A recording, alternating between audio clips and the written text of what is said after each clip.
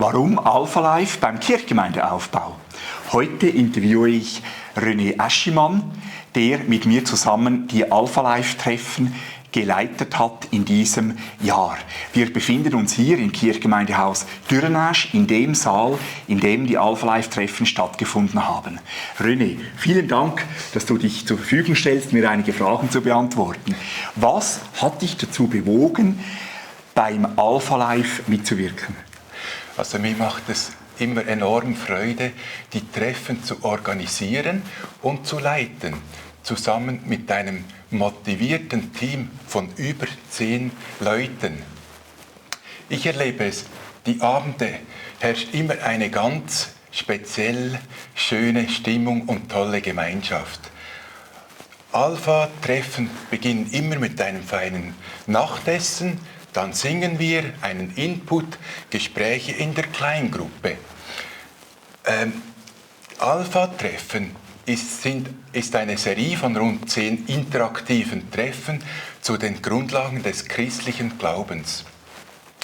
Für mich selber, ich kann selber immer viel lernen und meinen Glauben vertiefen. Bei den Alpha-Life-Treffen hat jede Meinung Platz. Diskussionen finden in einer freundschaftlichen, ehrlichen Atmosphäre statt, in der Kleingruppe.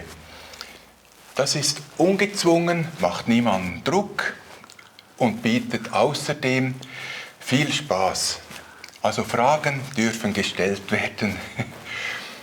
Bei den Alpha-Life-Treffen sind deshalb schon viele Freundschaften entstanden. Das ist auch meine Motivation, andere auf ihrer geistlichen Reise begleiten zu dürfen, dass ich Menschen auf der Suche nach Gott, ihrem Schöpfer, begleiten darf und andere in ihrer Beziehung zu ihm ermutigen kann. Beim Alpha geht es darum, Gottes Liebe zu teilen. Was hat dich am meisten gefreut im diesjährigen Alpha Life? Das sind einerseits die Freundschaften, die entstanden sind und auch, dass einige Teilnehmer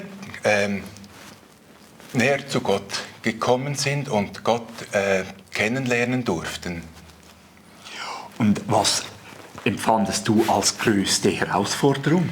Ja, die größte Herausforderung war, dass die Teilnehmenden, die zuerst an die Schnupperabende kamen, dann aus beruflichen Gründen nicht mehr an den Treffen teilnehmen konnten. René, vielen Dank für deine Offenheit, für die Beantwortung dieser Fragen. Wenn dir dieses Video gefallen hat, bitte lasse ein Abo hier, leite es weiter und ich wünsche uns allen Gottes Segen beim Kirchgemeindeaufbau.